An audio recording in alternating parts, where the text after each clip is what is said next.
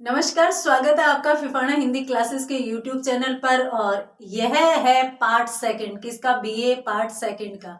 तो BA part second की जो एग्जाम है उसकी दृष्टि से ये क्लास रखी गई थी और क्लास में अपनों ने फर्स्ट पेपर पढ़ लिया था।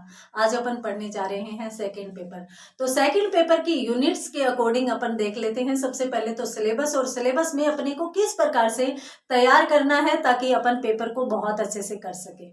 देखिए, सबसे पहले तो मैं आपको बता देती हूँ, बीकानेर यूनिवर्सिटी की जो एग्जाम चल रही है बीए पार्ट सेकंड की।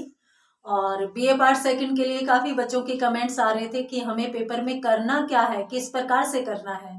दुख की बात यह है कि कोरोना काल की वजह से सभी पूरा सिलेबस नहीं कर पाए थे, और कर भी लिया था तो भी एग्जाम के समय थोड़ी सी गाइड अगर मिल जाए तो पेपर बहुत अच्छा हो सकता है। तो उसी के लिए ये क्लास रखी गई है और आपकी डिमांड भी थी।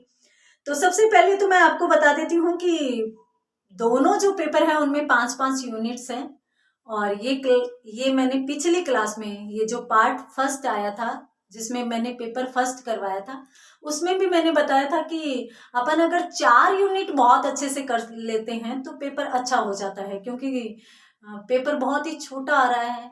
मात्र 6 या 7 क्वेश्चन तो सेक्शन ए में करने हैं, बी सेक्शन में 3 ही क्वेश्चन करने हैं, और सी में यानी बड़ा क्वेश्चन तो मात्र 1 करना है। तो यदि आप 4 यूनिट में 4 क्वेश्चन बड़े कर लेते हैं तो आपके छोटे भी उसके साथ क्लियर हो जाते हैं। तो उसी में अगर अपन सिलेबस को देखें तो पहले मैं आपको सिलेबस बता देती हूँ कि सबसे पहली यूनिट जो है वो अंधेर नगरी चलती है। और अंधेर नगरी एक नाटक है भारतेंदु हरिश्चंद्र का। और ये नाटक मैं क्लास में करवा चुकी हूँ, काफी बच्चे क्लास में नहीं आए थे, कोई बात नहीं है। आज अपन जो एक महत्वपूर्ण प्रश्न बनता है वो देख लेंगे, तो उसके आधार पर आपको थोड़ा सा प्रश्न करने का तरीका पता चल जाएगा और बेसिक चीजें भी पता चल जाएगी। बड़ा प्रश्न करने की जरूरत नहीं है। क्यों जरूरत नहीं है? क्योंकि एकांकियां अपनों ने बहुत अच्छे से पढ़ी है, और जो बच्चे क्लास में नहीं आए उन्होंने भी बहुत अच्छे से पढ़ी है। तो एकांकियां अगर आप बहुत अच्छे से पढ़ चुके हो तो एक मात्र बड़ा प्रश्न आएगा तो बड़ा प्रश्न तो वहां से हो जाएगा आपका। आप हस्तिनापुर अंधेर नगरी से एक एक प्रश्न कर लो ताकि आपके छोटे प्रश्न यदि इसमें से आए तो क्लियर हो जाए। तो पहली जो यूनिट है वो अंधेर नगरी की रहेगी, और अंधेर नगरी भारतेंदु हरिश्चंद्र का नाटक है। और दूसरा हस्तिनापुर जो नंद किशोर आचार्य द्वारा रचित है। अब तीसरी और चौथी यूनिट दोनों की दोनों एकांकियों से संबंधित है, यानी इसमें सारे के सारे एकांकी है। पांचवी यूनिट है, पांचवी यूनिट में नाटक और एकांकी के उद्भव का विकास, ये चीजें दी हुई है कि भाई एकांकी कब उद्भव हुए, अर्थात एकांकी कब लिखे जाने शुरू हुए, किस किस प्रकार से एकांकियों ने विकास किया, नाटक कब लिखे जाने प्रारंभ हुए, किस किस प्रकार से विकास किया, कौन कौन से लेखकों का योगदान रहा। साथ ही साथ महत्वपूर्ण प्रश्न बनता है कि एकांकी और नाटक में अंतर क्या है। तो ये यूनिट रहती है अपनी पांचवी। सबसे पहली बात और महत्वपूर्ण बात, यदि आप पेपर बहुत अच्छा करना चाहते हो तो शायद मैं मानती हूं कि अपन ही यहाँ पर इस चैनल पर इस प्रकार से क्लास कर रहे हैं। मुझे नहीं लगता अदर कोई भी क्लास इस प्रकार की आती है। तो आप वीडियो को पूरा देखिए, जरूर देखिए, क्योंकि 10% तो कम से कम अगर आप वीडियो को थोड़ा समझ लेते हैं, यूनिट्स जो मैंने अभी बताई है वो भी समझ लेते हैं तो भी आपका पेपर क्लियर हो जाता है। और यदि आपने पूरा का पूरा वीडियो बहुत अच्छे से देखा है तो 100% आपका पेपर क्लियर हो जाएगा। यानी कहीं भी पेपर में इस प्रकार की समस्या नहीं आएगी कि मुझे यहाँ पर ये समझ में नहीं आ रहा कि मैं करूं क्या। पेपर खाली छोड़ने की नौबत तो बिल्कुल नहीं आएगी। चलते हैं। सबसे पहली बात तो मैंने आपको बताया 5 यूनिट, और 5 यूनिट में पहली और दूसरी में 2 नाटक हैं। मेरे पास कमेंट्स भी थे कि हस्तिनापुर नाटक करवाया जाए, अंधेर नगरी नाटक करवाया जाए, और इसके साथ साथ 1-2 एकांकी का भी नाम था। तो आपको मैं बता देती हूँ कि ये वो समय नहीं है कि जिसमें अपन पूरे के पूरे नाटक और एकांकी पढ़ सके। क्यों न अपन एग्जाम की दृष्टि से ही पढ़ें, ताकि अपन शॉर्ट एंड स्वीट इतना पढ़ लें जिससे अपना पेपर ठीक हो जाए। तो इसी के लिए मैंने कुछ महत्वपूर्ण क्वेश्चन लिए हैं उनमें, और कुछ बच्चों के पास है भी, किताबें हैं, किसी के पास पासबुक्स है, किसी के पास सीरीज है। तो मैं आपको बता देती हूँ कि लगभग बच्चों के पास सीरीज है। तो सीरीज में भी यदि आप मोस्ट क्वेश्चन पढ़ना चाहते हो तो उसमें मैं नंबरिंग बता देती हूँ कौन कौन सा प्रश्न आपको पढ़ना है। तो ये जो यूनिट फर्स्ट है अंधेर नगरी की, इसमें आप तीसरा प्रश्न कर लीजिए, वो आपका पेपर क्लियर कर देगा। और तीसरा प्रश्न कौन सा है, इसमें अंधेर नगरी नाटक की प्रमुख विशेषताएं हैं। और प्रमुख विशेषताएं यदि पढ़ लोगे तो पूरा का पूरा नाटक आपको समझ में आ जाएगा। तो ये देख लीजिएगा पहला प्रश्न। और उसके बाद अपन बात करते हैं यूनिट सेकंड की। तो यूनिट सेकंड में आप 3 प्रश्न कर सकते हैं, दूसरा, तीसरा और चौथा। और दूसरा, तीसरा, चौथा करेंगे तो आपको पूरा का पूरा हस्तिनापुर लगभग समझ में आ जाएगा। क्यों? क्योंकि जो दूसरा प्रश्न है उसमें ये बताया गया है कि भाई ये जो हस्तिनापुर है ये महाभारत का दोहराव नहीं है, इसकी मूल विषय वस्तु अलग है। अर्थात महाभारत दोबारा न हो इससे बचने का प्रमुख कारण बताया गया है कि इससे आगे कैसे बचा जा सकता है। तो दूसरा प्रश्न ये है। तीसरा प्रश्न जो है उसमें जो भी पात्र है उनके जो चरित्र है उन चरित्रों को किस प्रकार से लेखक के द्वारा प्रकट किया गया है उस चीज के बारे में बताया गया है। तो दूसरा, तीसरा और उसके बाद चौथा, तो ये 3 प्रश्न हैं। और चौथे प्रश्न की यदि अपन बात करें तो चौथा प्रश्न है कि इस हस्तिनापुर नाटक के आधार पर भीष्म की चारित्रिक विशेषताएं बताइए। तो भीष्म पितामह की चारित्रिक विशेषताएं इस नाटक में कौन कौन सी हैं वो है। तो 3 प्रश्न इसमें से कर लीजिएगा। और उसके बाद यदि अपन बात करें थर्ड यूनिट की, तो थर्ड यूनिट में आपको 4 प्रश्न करने हैं। क्यों करने हैं? क्योंकि एकांकियां हैं और एकांकी एक नहीं है, एकांकियां हैं। इसलिए यदि आप 4 प्रश्न करते हो तो आपका पूरा का पूरा पूरी की पूरी ये जो थर्ड यूनिट है वो क्लियर हो जाएगी। प्रश्न कौन सा है? बहुत ही रुचिकर है, डरने की कोई बात नहीं है, आप डरिए मत। पहला, 5वां, 10वां और 14वां ये प्रश्न है सीरीज में।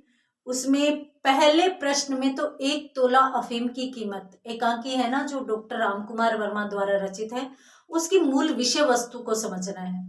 और ये प्रश्न मैंने इसलिए दिया है क्योंकि ये प्रश्न संभवतः छोटा प्रश्न आ सकता है। तो आप बड़ा तैयार कर लीजिए, छोटा आता है तो अच्छी बात है, बड़ा आता है तो अच्छी बात है, आपका क्लियर हो जाएगा।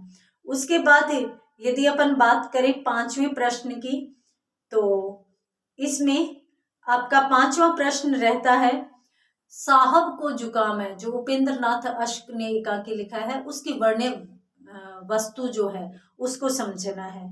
और उसके बाद 10वां प्रश्न की यदि अपन बात करें तो ये मकड़ी का जाला एकांकी की तात्विक समीक्षा है। ये आप बड़ा प्रश्न अच्छे से तैयार कीजिए, क्योंकि तात्विक समीक्षा यदि आप एक एकांकी की कर लेते हैं तो लगभग सभी की तैयार हो जाती है। क्यों? क्योंकि पॉइंट सेम रहते हैं।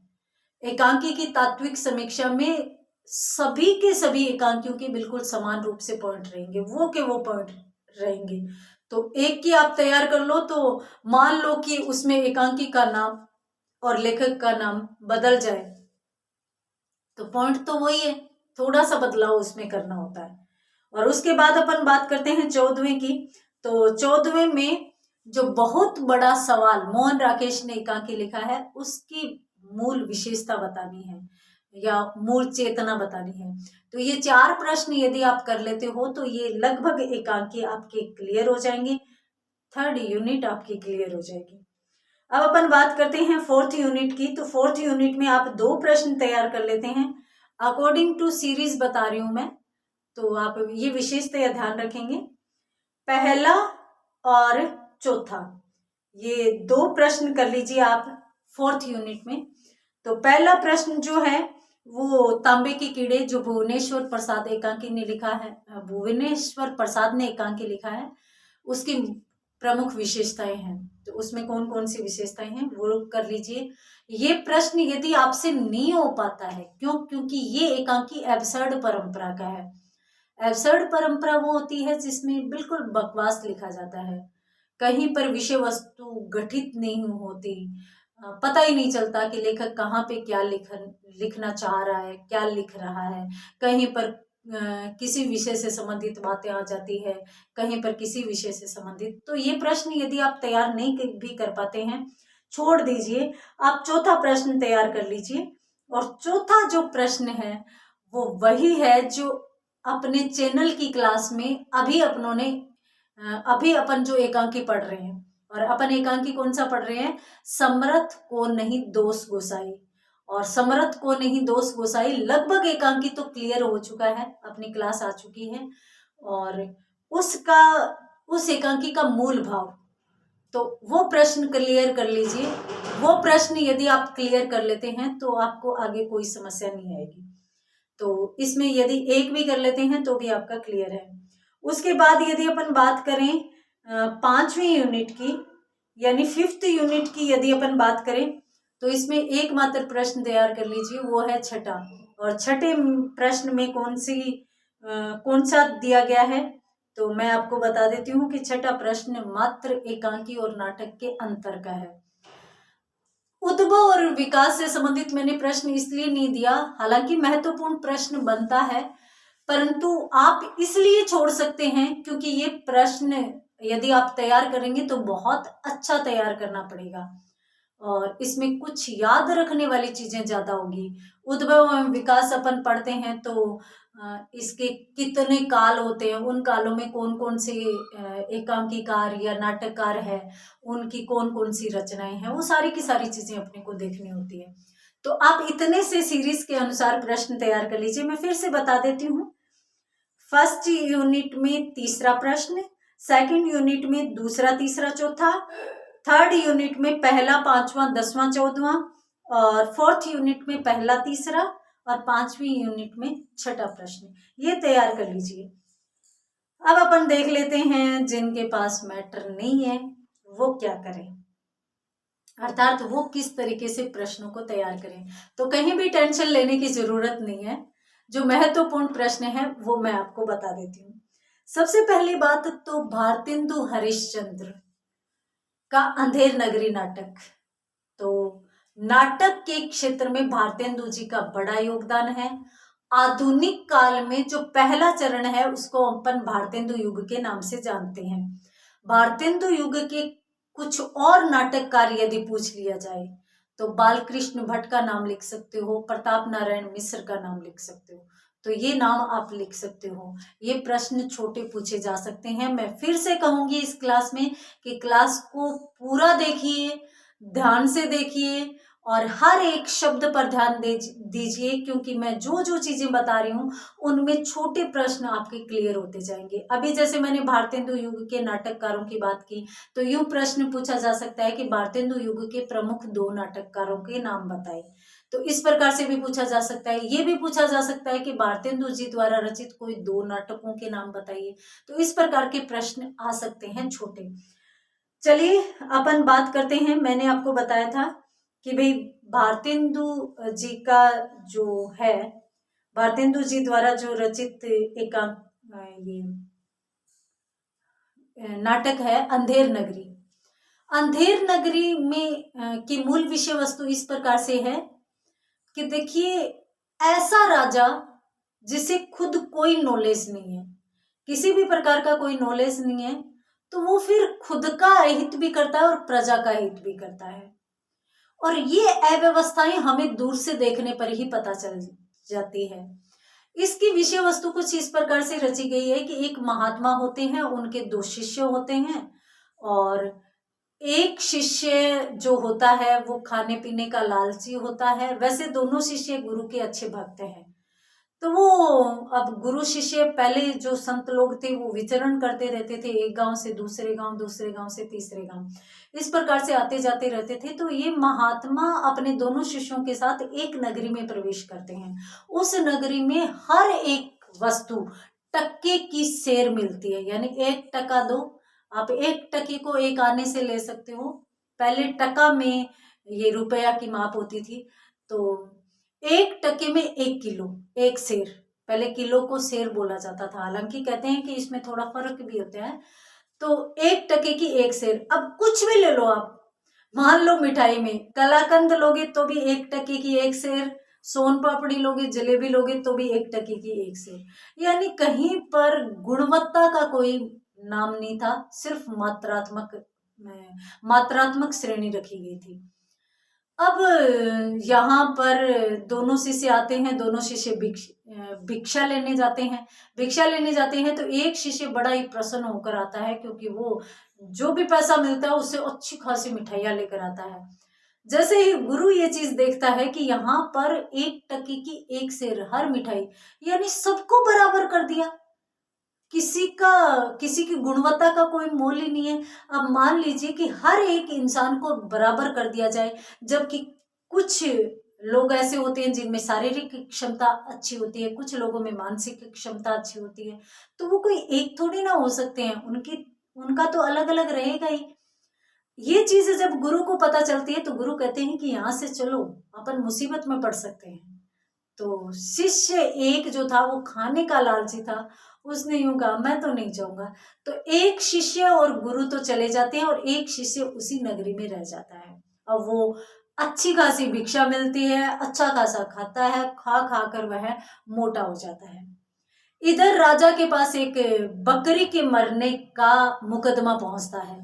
तो बकरी क्यों मरी कि पड़ोसी की दीवार गई, तो पड़ोसी को बुलाया जाता है, भी तुम्हारी दीवार गिरी तो इसलिए इसकी बकरी मरी तो तुम्हें फांसी पर लटकाया जाएगा। अब वो पड़ोसी कहता है कि जी मेरी क्या गलती है, दीवार गिरी तो दीवार बनाने वाले को बुलाओ। अब दीवार बनाने वाले को बुलाया जाता है तो वो आता है, तो वो कहते हैं कि तुम्हें फांसी होगी क्योंकि तुमने दीवार कच्ची बनाई थी। दीवार बनाने वाला कहता है कि मेरी कोई गलती नहीं थी, ये तो चूने वाले की गलती, मसाले वाले की गलती, उसने गलत मिलाया था। अब मिलाने वाले को बुलाया जाता है तो फिर वो कहता है कि जी मेरी गलती नहीं, मसाला तो मैंने पूरा मिलाया था, बस मसाला खराब था, तो बेचने वाले को बुलाओ। अब बेचने वाले को फांसी देने के लिए बुलाया जाता है तो वो कहता है कि साहब मेरी तो कोई गलती नहीं है, क्योंकि मुझे तो वहां से मिला था, यानी वो ठेकेदार का नाम बताता है। अब ठेकेदार को बुलाया जाता है। इस प्रकार से चलती जाती है चेन, चलती जाती है। अंत में जाकर एक व्यक्ति को ऐसे हो जाता है कि फांसी दी जाएगी, अब इसको फांसी होगी। अब उसको फांसी पर लटकाया जाता है तो जो फांसी की रस्सी होती है उसका जो नाभ बनाया जाता है वो बड़ा होता है, वो होल यानी वो गांठ बड़ी होती है, वो नाभ बड़ा होता है, जबकि वो व्यक्ति दुबला पतला होता है। तो राजा के सामने फिर समस्या पहुंचती है कि भाई ये रस्सी तो बड़ी है, इसका छेद तो बड़ा है और ये पतला है, तो इसकी गर्दन तो इससे निकल रही है, तो मोटे आदमी को लाकर फांसी दे दो, फांसी तो देनी पड़ेगी क्योंकि बकरी मरी है।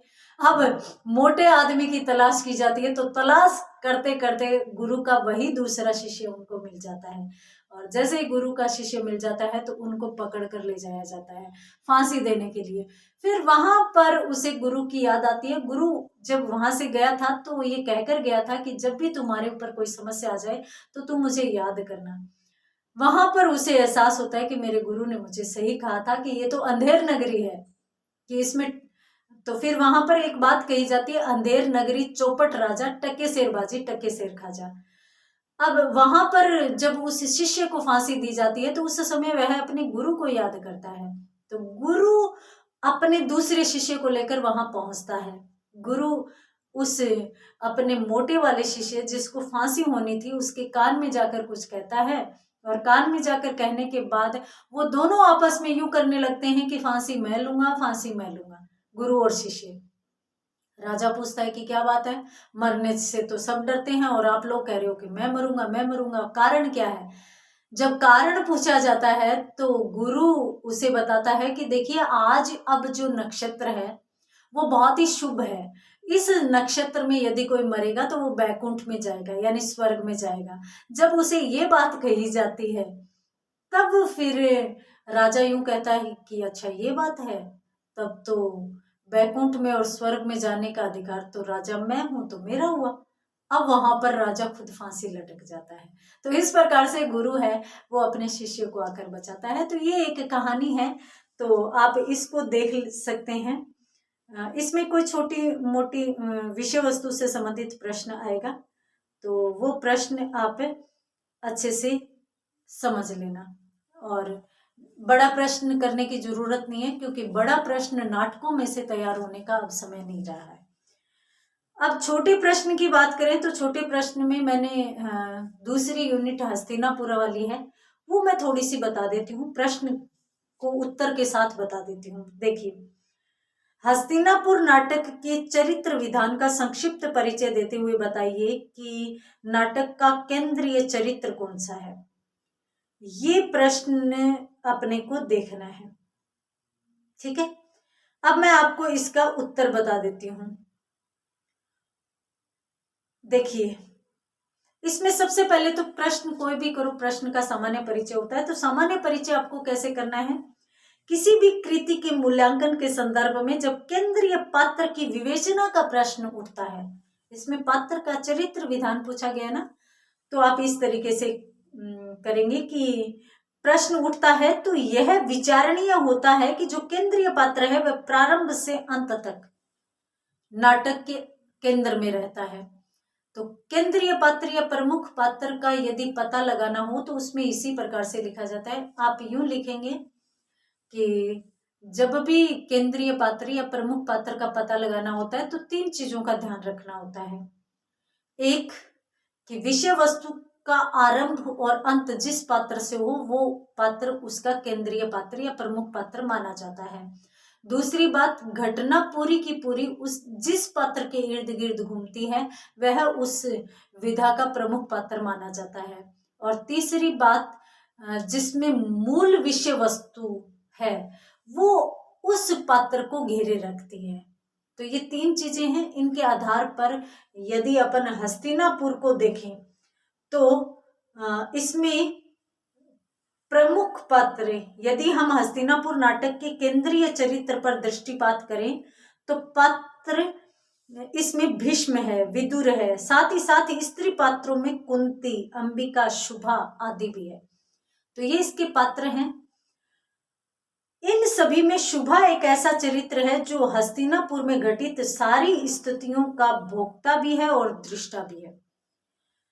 यही कारण है कि उसे ही हम केंद्रीय चरित्र के रूप में स्वीकार कर सकते हैं। तो हस्तिनापुर के बारे में यूं पूछ लिया जाए कि केंद्रीय चरित्र कौन सा है, तो शुभा ने इस जो नाटक है उसमें सभी घटनाओं को देखा है, समझा है, झेला भी है। तो शुभा का चरित्र विश्लेषण अपन यहाँ पर करेंगे। तो शुभा, फिर आगे ये सामान्य परिचय जैसे ही लिखोगे उसके बाद हेडिंग डालनी होगी शुभा का चरित्र विश्लेषण, या फिर सीधा लिखो तो शुभा की चारित्रिक विशेषताएं। उसमें क्या लिखोगे आप, शुभा हस्तिनापुर नाटक का प्रमुख एवं केंद्रीय चरित्र है।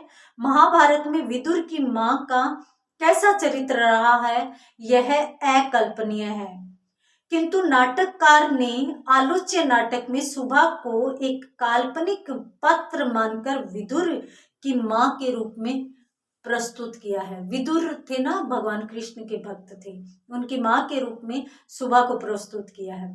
जहां तक नाटक के आधार पर शुभा के व्यक्तित्व और चरित्र का प्रश्न है उसे निम्नांकित शीर्षकों के माध्यम से अभिव्यक्त किया जा सकता है। तो उसकी चारित्रिक विशेषताएं निम्न प्रकार से है। 1 नंबर पॉइंट यहां पर होगा केंद्रीय पात्र। तो इसमें क्या लिखेंगे आप, इसमें लिखेंगे कि शुभा हस्तिनापुर नाटक में काल्पनिक पात्र होने पर भी प्रमुख पात्र है। ऐसा कोई शुभा नामक पात्र है ना, ये कोई पौराणिक पात्र नहीं है, सच में कल्पना की है नंद किशोर आचार्य जी ने, और कल्पना करके और शुभा नाम का चरित्र बनाया है कि इस प्रकार की उनकी मां थी। तो काल्पनिक है परंतु फिर भी ये एक प्रमुख पात्र है। जो केंद्रीय चरित्र होता है, सारी घटनाएं उसके आसपास घूमती रहती हैं और वही सारी घटनाओं का दृष्टा और भोक्ता है।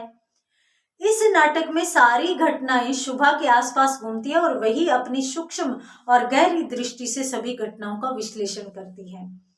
नाटक के सभी पात्र उसके आसपास घूमते नजर आते हैं।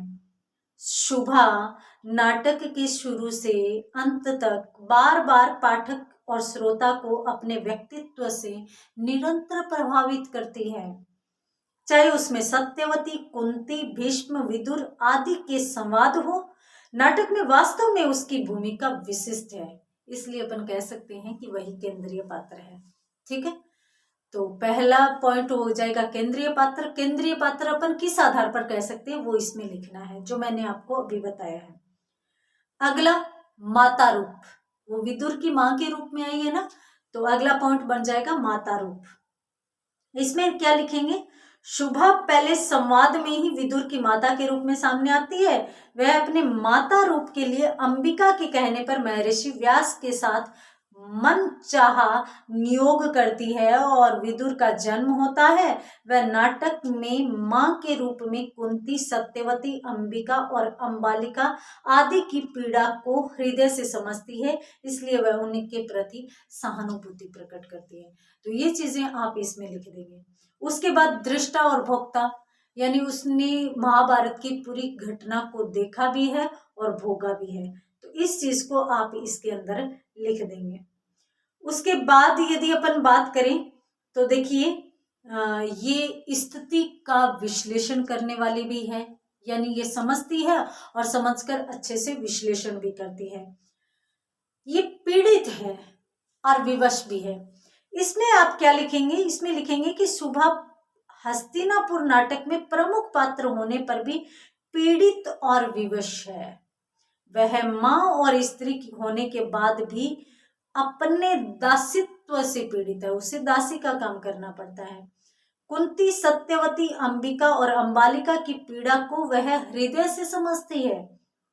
भीष्म द्वारा विदुर को राजा नहीं बनाने के संदर्भ में उनसे तार्किक संवाद भी करती है, लेकिन अंततः अपने को विवश ही महसूस करती है। भीष्म के इसी महिमा मंडित व्यक्तित्व में छुपी दुर्बलताओं के कारण ही पीड़ित नजर आती है। अंत में अपनी इसी विवशता के कारण सबके साथ वन में जाने को मना कर देती है। तो इसलिए वो पीड़ित और विवश है। ये मैं छोटे छोटे पॉइंट जो मोस्ट है वो क्यों बता रही हूँ, क्योंकि आप छोटे ही करना। बड़ा प्रश्न यदि हस्तिनापुर से आ जाए तो आप मत करना। क्यों? यदि आपने नहीं पढ़ा है तो जिसने पढ़ा है ना वो कर सकता है, जिसने नहीं पढ़ा वो बड़े प्रश्न को हस्तिनापुर से न छेड़े। क्यों? क्योंकि एक बड़ा नाटक है, बड़ी विषय वस्तु वाला है, समझ में नहीं आएगा। तो बड़ा प्रश्न एक ही करना है तो वो करें जो बहुत अच्छा आता हो। ठीक है, उसके बाद ये अपना स्वयं निर्णय लेती हैं, प्रगतिशील विचारों वाली है, कुरुमुक्त का मतलब होता है कि जो कौरवों का है, कौरवों के बिना शासन चले, ऐसा ये चाहती है।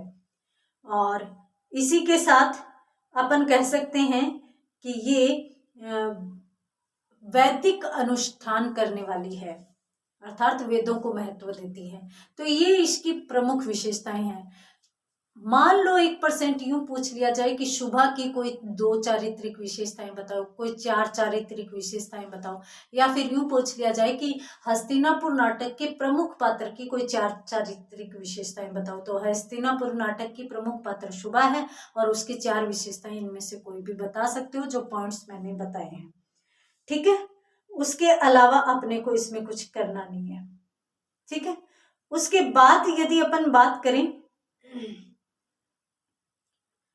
अगले प्रश्न की, तो अगले प्रश्न में मैंने आपको बताया था कि भाई एकांकी जो है, और एकांकियों में हरी घास पर घंटे भर के लिए आपका प्रश्न था। तो उस प्रश्न में, उस एकांकी में एक प्रश्न बनता है, उसका मूल प्रतिपाद्य क्या है, हरी घास पर घंटे भर।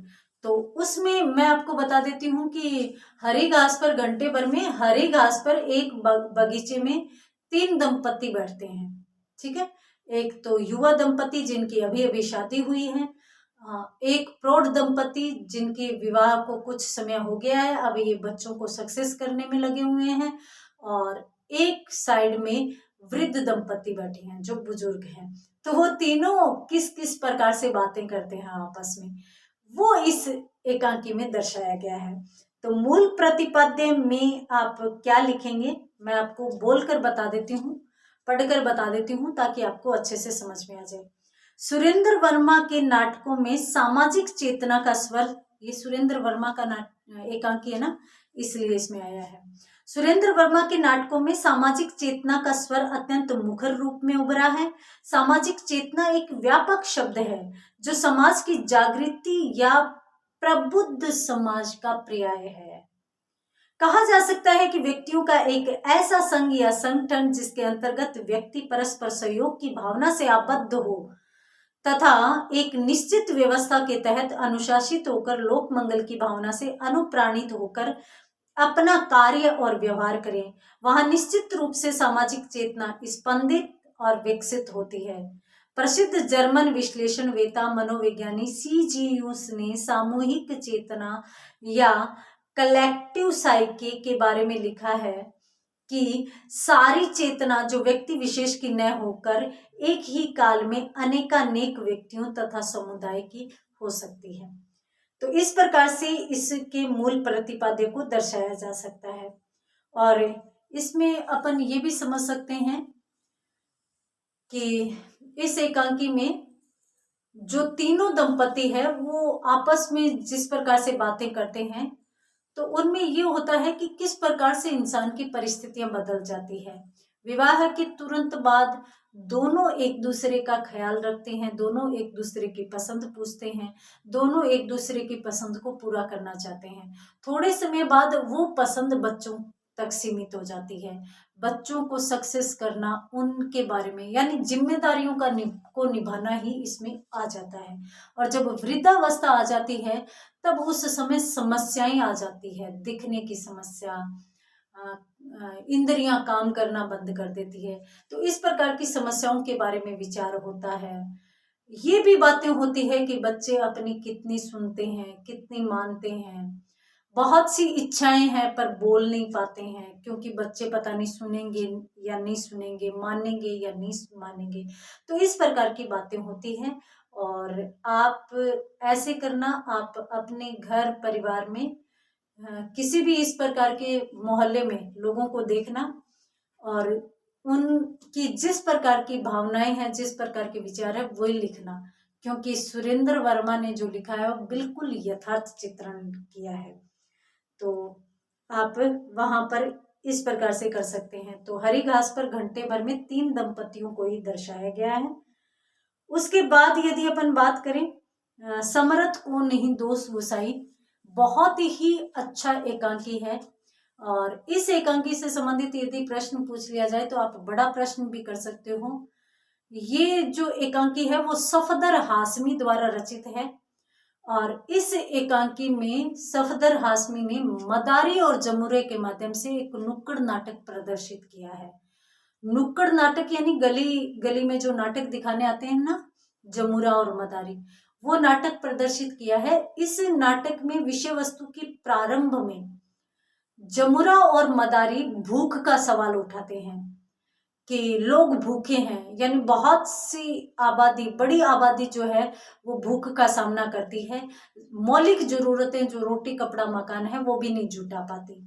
तो उनके लिए सरकार ने राशन कार्ड की व्यवस्था बनाई है और राशन कार्ड उनको मिलते हैं और राशन कार्ड के आधार पर सरकार अनाज भेजती है जो राशन कार्ड के आधार पर बंटना होता है। परंतु जो सरकार अनाज भेजती है वो जनता तक पहुंच नहीं पाता। इस समस्या को सबसे पहले उठाया है। बड़े बड़े सेठ होते हैं जो टेंडर ले आते हैं, इसका परमिट ले आते हैं और उसके बाद वो लोगों में अनाज बांटते नहीं है, बेचते हैं। जिस मूल्य पर, जिस दाम पर अनाज मिलना चाहिए उसमें न देकर और वो बड़ी कीमत लेकर अनाज देते हैं। तो इस समस्या को उठाया गया। एक लाला नाम का सेठ है और वो सेठ चौकीदार रखता है, गोदाम में अनाज के बोरों को बंद रखता है और किसी को भी देता नहीं है। उसके बाद समस्या को उठाया जाता है रिश्वतखोरी को। लाला को जमुरा और मदारी दोनों धमकी देते हैं कि यदि आप हमें वाजिब दामों पर अनाज नहीं देंगे, जो सरकार ने घोषणा की है उन दामों पर अनाज नहीं देंगे तो हम आपकी शिकायत कर देंगे। तो वहां पर लाला को कोई भय नहीं है शिकायत का, वो कहता है कि 1 नहीं 10 रपट लिखवा दो। तो इस प्रकार से दूसरी समस्या रिश्वतखोरी की। क्यों? क्योंकि पुलिस वालों को, बड़े बड़े अधिकारियों को, सबको वो रिश्वत देता है और रिश्वत के आधार पर वो कहता भी है कि मैंने जो चुनाव लड़ते हैं ना सफेद टोपी वाले नेता लोग, उनको उनके चुनाव में पैसा लगाया है, उसके बाद उनको चंदा दिया है, तो कहीं से कमाऊंगा भी ना, मैंने इसी दिन के लिए तो ये पैसा भाया था कि आज मैं कमा सकूं। तो अब वह कमाने के लिए चाहता है। तीसरी बात इसमें उठाई जाती है, मदारी और जमुरा दोनों मंत्री जी को शिकायत करने के लिए जाते हैं। अब मंत्री जी की हकीकत ये है कि वो दिखावा करते हैं, बड़ा बड़ा भाषण देते हैं कि हम जनता के प्रति सहानुभूति रखते हैं, हम मामले की जांच करवाएंगे और उसके बाद हम मामले में जो भी दोषी पाया जाएगा उसको सजा दिलवाएंगे। लेकिन हकीकत ये है कि जो मंत्री लोग होते हैं वो जनता को अपनी जुत्ती की नोक पर रखते हैं और उनकी किसी भी प्रकार की से सहायता नहीं करते। तो ये इसकी मौलिक विषय वस्तु है। ये आप बड़ा प्रश्न भी कर सकते हैं और बड़ा प्रश्न करेंगे, छोटा प्रश्न करेंगे तो आपको इन तीन ही चीजों के बारे में बात करनी है। भूखमरी, और भूखमरी क्यों है, इसके लिए भ्रष्टाचारी, रिश्वतखोरी, जमाखोरी और इसके साथ साथ नेताओं की दोगली राजनीति, ये इसके लिए जिम्मेदार है। तो ये आप करेंगे। उसके बाद यदि अपन बात करें काल पुरुष और अजंता की नर्तकी, काल पुरुष और अजंता की नर्तकी में यदि अपन देखें तो इसमें भी एक दंपति हैं और प्रभा और अनूप, दो दंपति है जिनकी कहानी इसमें बयां की गई है। प्रभा एक ऐसी लड़की है जो अनूप यानी अपने पति को बनाती है। अनूप एक भिखारिन का बेटा है और भिखारिन का बेटा है तो उसमें योग्यता थी और कुछ प्रभा का सहयोग रहा। प्रभा के सहयोग से वो बहुत अच्छी पोस्ट पर चला जाता है, अच्छी नौकरी करता है, उसके पास अच्छा पैसा आ जाता है। परंतु वह भिखारियों को देखकर और चिढ़ करता है, दया भी करता है, चिढ़ भी करता है, क्योंकि उसे अपना पास्ट याद आने लगता है कि मेरी माँ भी अंधी भिखारिन थी तो मेरी माँ को लोग चिढ़ाते थे। तो इस प्रकार से, लेकिन प्रभा है वो सच में एक अच्छी लड़की है। वो अनूप की माँ का चित्र भी बनवा कर और अपने कमरे में लगाना चाहती है, क्योंकि वो इज्जत देती है उनको कि उनकी वजह से अनूप जैसा लड़का मेरी जिंदगी में आया। तो इस प्रकार की कहानियां आगे बढ़ती हैं, परंतु प्रभा की एक कमजोरी होती है कि वो शादी से पहले अपने साथ पढ़े हुए लड़के के साथ कहीं चली जाती है। इस बात का पता अनूप को चल जाता है, वह स्वयं बता देती है और बाद में वह अनूप उसी लड़के को बुलाकर और प्रभा की मजाक बनाता है। तो प्रभा को वहां पर दुख होता है और फिर वह घर छोड़कर चली जाती है। तो इस प्रकार की विषय वस्तु है इसकी, काल पुरुष और अजंता की नर्तकी। तो इसको भी आप अच्छे से देखेंगे। वैसे विषय वस्तु ये है, तो जो भी प्रश्न आए, जैसा भी प्रश्न आए आप कर देंगे। उसके बाद अपन बात करते हैं 1 तोला अफीम की कीमत। 1 तोला अफीम की कीमत जो एकांकी है उसमें 2 प्रश्न बनते हैं। एक प्रश्न तो बनता है एकांकी तत्वों के आधार पर समीक्षा और एक बनता है प्रमुख पात्र की चारित्रिक विशेषताएं। तो एकांकी तत्वों के आधार पर समीक्षा यदि करेंगे तो उसमें पहला पॉइंट आपको करना होगा विषय वस्तु या कथा वस्तु। दूसरा पॉइंट आपको करना होगा संवाद योजना या कथोपकथन। तीसरा पॉइंट आपको पात्र एवं चरित्र चित्रण और चौथा पॉइंट आपको भाषा शैली, पांचवा पॉइंट आपको उद्देश्य और छठा पॉइंट आपको संकलन क्रय। तो इस प्रकार से 6 पॉइंट करने हैं आपको। और कथा वस्तु व विषय वस्तु का छोटा प्रश्न भी आ सकता है, बड़ा प्रश्न यानी एकांकी तत्वों की समीक्षा में भी पूछा जा सकता है। तो मैं आपको बता देती हूँ कि 1 तोला अफीम की कीमत में एक लाला सीताराम नाम के बड़े अफीम के व्यापारी हैं, और वो बड़े व्यापारी हैं, यानी खूब पैसा है उनके पास। और उनका एक मात्र बेटा है मुरारी मोहन। और मुरारी मोहन एक पढ़ा लिखा युवक है, नवीन विचारों वाला युवक है। तो वो चाहता है कि उसका विवाह भी पढ़ी लिखी किसी लड़की के साथ हो, परंतु उसके पिता दहेज के लोभी हैं। वो चाहते हैं कि लड़की चाहे कैसी हो, अनपढ़ हो, परंतु पैसा अच्छा मिलना चाहिए। तो उसके लिए वो मुरारी मोहन का विवाह एक ऐसी अनपढ़ लड़की से करवाना चाहते हैं जो अनपढ़ है और पैसे वाली है। उसके पिता से बड़े दहेज की आशा है, तो इसलिए वो उसका विवाह करवाना चाहते हैं। परंतु मुरारी मोहन वहां पर विवाह न करके आत्महत्या करना चाहता है, और वो भी अफीम खाकर। तो मुरारी मोहन अफीम खाकर आत्महत्या करना चाहता है। तो वहां पर वह उसका पिता जब बाहर चला जाता है तो वह पूरी तैयारी कर लेता है, परंतु जैसे ही वह आत्महत्या करने लगता है उस समय उसकी दुकान पर, उसके ऑफिस में एक लड़की आती है। उस लड़की का नाम है विश्व मोहिनी। वो भी कॉलेज में 2nd ईयर की क्लास में है, वो भी कॉलेज कर रही है और सुंदर है लड़की, परंतु अस्त व्यस्त सी लग रही है। और बाद में पता चलता है कि वो भी अफीम की गोली लेने आई है। वो कहती ये है कि मैं मेरी दादी के लिए अफीम की गोली लेने आई हूँ, क्योंकि उनकी तबीयत खराब हो जाती है, अफीम देने के बाद ही वो सही होती है। परंतु हकीकत में वो भी अफीम की गोली खाकर आत्महत्या करना चाहती है। क्यों करना चाहती है? क्योंकि उसका रिश्ता जहाँ तय हुआ है, उसकी सगाई जहाँ हुई है, जहाँ उसकी शादी होने वाली है, वो लोग भी दहेज के लोभी हैं और वो बड़ा दहेज मांग रहे हैं। तो उसके लिए उसके पिता को प्रॉपर्टी बेचनी पड़ रही है, तो वहां पर वह भी परेशान है। तो इसलिए वो और मुरारी मोहन से अफीम लेकर और आत्महत्या करना चाहती है। बाद में फिर उन दोनों में समझ होती है। मुरारी मोहन बातों ही बातों में पहचान लेता है कि विश्व मोहिनी जो है वो अपनी दादी के लिए नहीं, स्वयं के लिए अफीम लेने आई है। तो फिर वो पहचान कर और उसको अफीम की गोली की जगह हरड़ की गोली दे देता है, और बाद में उसके सामने प्रस्ताव रखता है कि तुम विवाह मत करो ये, और तुम्हारे पिता को मेरे पिता के पास भेज दो, यानी अपन दोनों विवाह कर सकते हैं, क्योंकि मुरारी मोहन को जैसी लड़की चाहिए थी वैसी लड़की उसे मिल चुकी थी। तो इस प्रकार की विषय वस्तु है। इसमें पात्र का चरित्र चित्रण पूछा जा सकता है।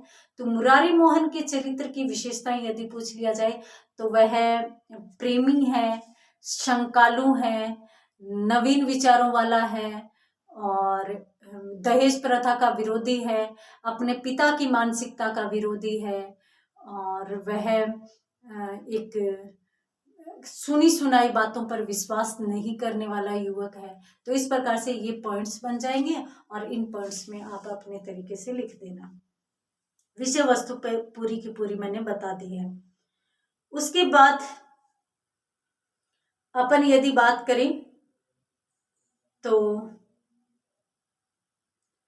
इसमें जो प्रमुख पात्र हो गए, उसके बाद ये जो दूसरी यूनिट या फिर अपन बात करें अंतिम यूनिट। अंतिम यूनिट में मैंने एक महत्वपूर्ण प्रश्न आपको बताया, कौन सा? एकांकी और नाटक के मध्य अंतर वाला। देखिए ये महत्वपूर्ण प्रश्न है, परंतु ये भी छोटा ही प्रश्न आने की संभावना है। और इसमें जो प्रश्न पूछा जा सकता है वो कुछ इस प्रकार से पूछा जा सकता है कि एकांकी और नाटक के मौलिक अंतर को स्पष्ट कीजिए। अगर अपन देखें तो एकांकी और नाटक दोनों ही अभिनयता के लिए लिखे जाते हैं, यानी मंच पर प्रदर्शित करने के लिए लिखे जाते हैं। तो ये एक बहुत ही सुंदर प्रश्न आपको तैयार करना है। एकांकी किसे कहते हैं, नाटक किसे कहते हैं, ये मैं आपको बता देती हूँ। देखिए एकांकी छोटा होता है, नाटक बड़ा होता है। एकांकी में एक ही दृश्य आता है, नाटक में कई दृश्य आ सकते हैं। एकांकी में संकलन त्रय का पालन करना आवश्यक होता है, जबकि नाटक में संकलन त्रय का पालन करना आवश्यक नहीं होता। अब संकलन त्रय क्या है, ये चीज मैं आपको समझा देती हूँ। संकलन त्रय जो है, संकलन त्रय ये 3 चीजों का संकलन करना होता है, और वो 3 चीजें कौन सी है कि एकांकी में एक ही तो घटना का चित्रण होना चाहिए, एक ही घटना होनी चाहिए, कई घटनाएं नहीं होनी चाहिए। एक ही स्थान पर घटना घटित तो होनी चाहिए, और इसके साथ साथ एक ही समय में एकांकी दर्शाया जाना चाहिए, एक ही समय में। ये एकांकी की प्रमुख विशेषता होती है। तो आप अंतर में यूं लिखेंगे कि संकलन त्रय का पालन एकांकी में आवश्यक होता है, जबकि नाटक में इस प्रकार की कोई शर्त नहीं होती। अब एक स्थान, मान लीजिए अपन 1 तोला अफीम की कीमत रामकुमार वर्मा के एकांकी को ले, तो उसमें क्या होता है कि एक घटना कौन सी है, दहेज प्रथा से पीड़ित। इधर तो मुरारी मोहन के पिता दहेज पाने के लिए मुरारी मोहन का विवाह अनपढ़ लड़की से करवाना चाहते हैं, और इधर मुरारी मोहन के पिता से बड़ा दहेज मांगा जाता है। तो दहेज की समस्या पर ये एकांकी लिखा गया, तो ये एक प्रमुख घटना होगी। स्थान इसमें मुरारी मोहन के पिता का ऑफिस, जो अफीम का ऑफिस है, वहीं पर एकांकी शुरू होता है, और उसी ऑफिस में एकांकी समाप्त होता है, लेखक बाहर नहीं जाता। और समय की यदि अपन बात करें तो एक ही समय में, यानी शाम को एकांकी शुरू होता है और रात तक एकांकी समाप्त भी हो जाता है। तो एक घटना को एक स्थान एक समय पर दर्शाना ही संकलन त्रय का पालन होता है। तो आप यूं लिखेंगे अंतर में कि इसमें संकलन त्रय का पालन आवश्यक और इसमें आवश्यक नहीं होता। एकांकी को एक अंक वाला कहा जाता है, जबकि नाटक में 1 से अधिक अंक आ सकते हैं। तो ये एकांकी और नाटक का प्रमुख अंतर हो जाता है। जो भी आप तैयार कर लेंगे, आप लिख लेंगे।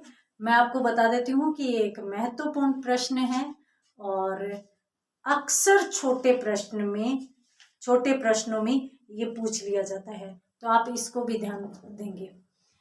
अब अंतिम बात, एकांकी तत्वों के आधार पर समीक्षा आ जाए यदि, तो मैं आपको बता देती हूं कि विषय वस्तु, संवाद एवं कथोपकथन, पात्र एवं चरित्र चित्रण, भाषा, ये 4 पॉइंट कंटिन्यू आएंगे। इसमें ये नहीं कर सकते कि आप पहले पात्र एवं चरित्र चित्रण कर दो, बाद में कथा वस्तु कर दो, नहीं, लगातार टॉपिक आएंगे।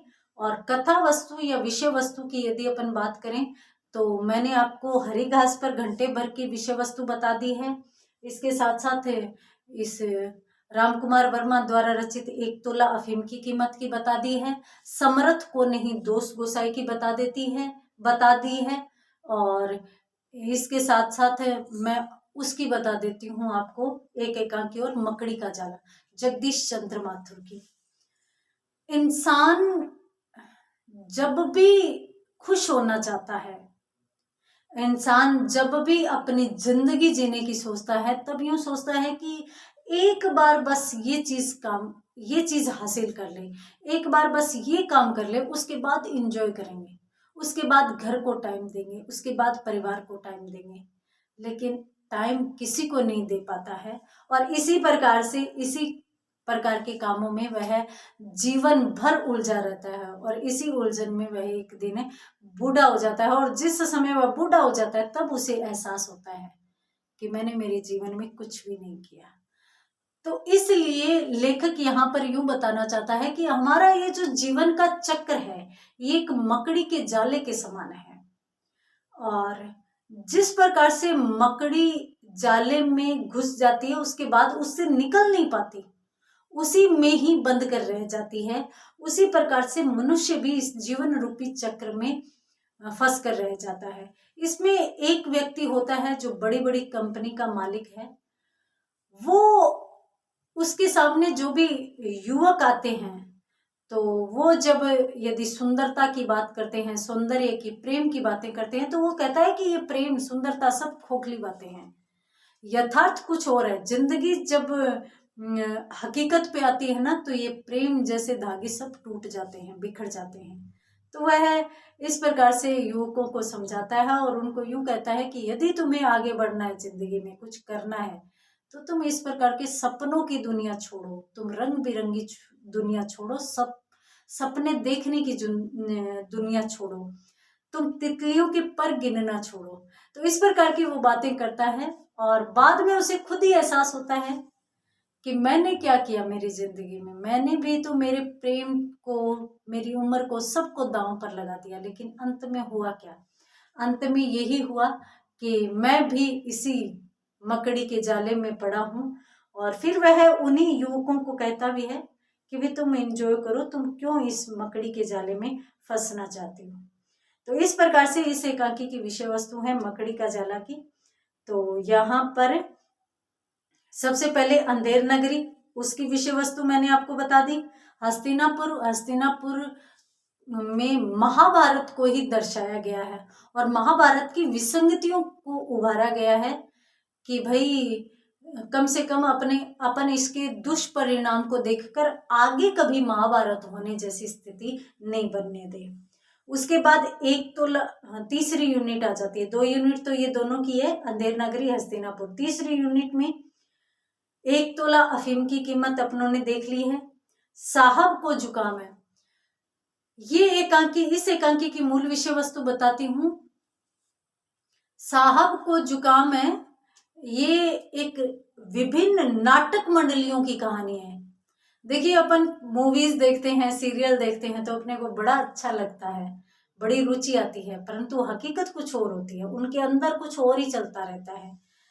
तो एक काफी सारी नाटक मंडलियां होती है, नाटक मंडलियों में आपस में फूट होती है। वो चाहता है कि वो उसके पात्रों को लेकर अलग नाटक मंडली चलाए, उसकी नाटक मंडली ज्यादा फेमस हो, इस प्रकार से। तो उन सभी में आपस में फूट होती है और एक जो बड़ी नाटक मंडली है जिसने शहजादा सलीम नामक नाटक खेला है, जो काफी सफल हुआ, तो उसकी सफलता पर वही नाटक मंडली और एक बड़ी दावत देती है, पार्टी देती है, परंतु पार्टी में जो पार्टी देने वाले होते हैं वो एक भी मौजूद नहीं होते। क्यों? क्योंकि वो जोड़ तोड़ में लगे हुए हैं, उनमें फूट पड़ चुकी है और वो अपनी अलग से जाकर कोई मंडली बनाने वाले हैं। तब यूं कहा गया है कि जब पार्टी में सब लोग आ जाते हैं और कोई नहीं आता, वो जो जिन्होंने बुलाया था वो कोई नहीं आते, तो वो बहाना लगाते हैं कि मुझे जुकाम है, जबकि उसे कोई जुकाम नहीं होता। तो इसलिए एकांकी का शीर्षक रखा गया है साहब को जुकाम है। उसके बाद अदृश्य व्यक्ति की आत्महत्या। इसमें अदृश्य व्यक्ति हमारी आत्मा है और हम अपनी आत्मा को किस प्रकार से मार देते हैं, किस प्रकार से उसकी हत्या कर देते हैं, उसके बारे में कहा गया है। देखिए एकांकी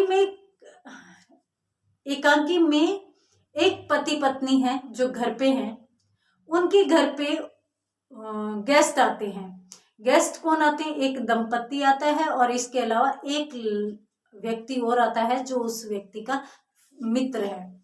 तो ये दोस्त होते हैं, सब लोग मिलकर बैठते हैं, सब लोग झूठ बोलते हैं और जैसे जैसे झूठ बोलते हैं तो एक अदृश्य व्यक्ति जो किसी को दिखाई नहीं देता, वो जैसे जैसे जो जो झूठ बोलता है उसको चांटा लगाता रहता है।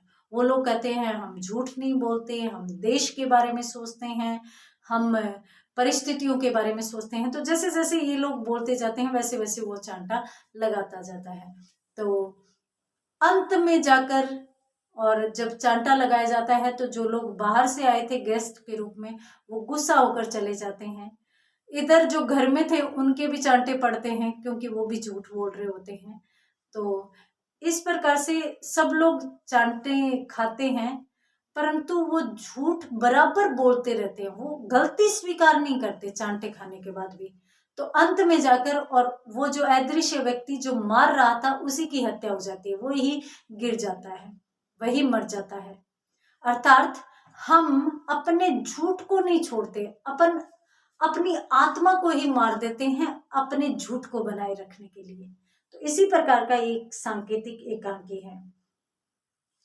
उसके बाद यदि अपन बात करें एकांकियों में, तो तांबे के कीड़े एक एब्सर्ड परंपरा का एकांकी है। इसमें पूछा जा सकता है कि तांबे के कीड़े किस प्रकार का एकांकी है, तो एब्सर्ड परंपरा। एब्सर्ड किस प्रकार से लिखा जाता है वो मैं आपको बता देती हूँ। एब्सर्ड इस प्रकार से लिखा जाता है। तो एब्सर्ड परंपरा यानी बकवास, इसका शाब्दिक अर्थ ही बकवास होता है, यानी जिसमें विषय वस्तु घटित नहीं होती, पढ़ने वाले को कुछ भी समझ नहीं आता, उसे कहते हैं एब्सर्ड परंपरा। उसके बाद काल पुरुष और अजंता की नर्तकी की मैंने बता दी। अनूप और प्रभा दो पात्र हैं जिनके बीच में इस प्रकार की बात होती है। हरिघास पर घंटे पर कर चुके हैं अपन, और समर्थ को नहीं दोष गुसाई ये भी कर चुके हैं अपन। तो इसी के साथ यहाँ पर अपनों ने 5 यूनिट में जो महत्वपूर्ण प्रश्न हैं वो अपनों ने कर लिए हैं। अब मैं आपको एक चीज और बता देती हूँ, वो कौन सी, देखिए जो बड़े प्रश्न में यदि अपन देखें तो एकांकी की तात्विक समीक्षा, सभी एकांकियों में प्रश्न बनता है, तो आप सब में कर सकते हैं। अगर आप लिखना चाहते हैं तो डॉक्टर रामकुमार वर्मा का जो एकांकी है उसके प्रमुख पात्र की चारित्रिक विशेषताएं आ सकती है।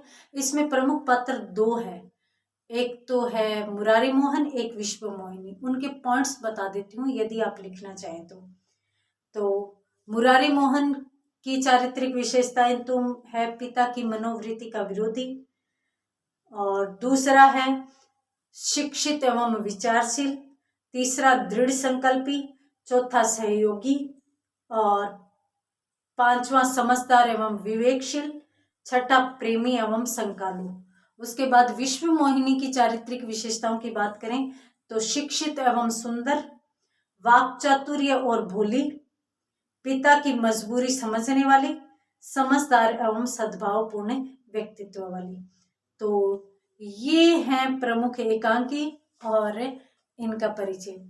तो मैं आपको बता देती हूँ कि ज़्यादा मुश्किल नहीं है, सामान्य सा पेपर आने वाला है, और उसमें प्रमुख पात्रों की चारित्रिक विशेषताएं पूछ ले या विषय वस्तु की समीक्षा। ज़्यादा तो मैंने आपको बताया कि 6 या 7 प्रश्न छोटे आने वाले हैं, तो छोटों में विषय वस्तु के बारे में ही पूछा जाएगा, पात्रों के बारे में ही पूछा जाएगा। मैंने आपको लगभग सभी एकांकियों की विषय वस्तु की समीक्षा करवा दी है, पात्र भी बता दिए हैं, और एकांकी व नाटक के अंतर को भी बता दिया है। इसके बाद पात्र एवं चरित्र चित्रण वो भी मैंने किस प्रकार से करना है वो भी बता दिया है। तो all the best for exam, अच्छे से पेपर करिए, कहीं भी डरने की बात नहीं, कहीं भी घबराने की बात नहीं है। बस पेपर आपको जो भी आता है, जितना भी आपने समझा है उसको आप अपने शब्दों में लिख दीजिएगा, आप कुछ भी छोड़े नहीं, कॉपी को खाली मत छोड़े, ठीक है।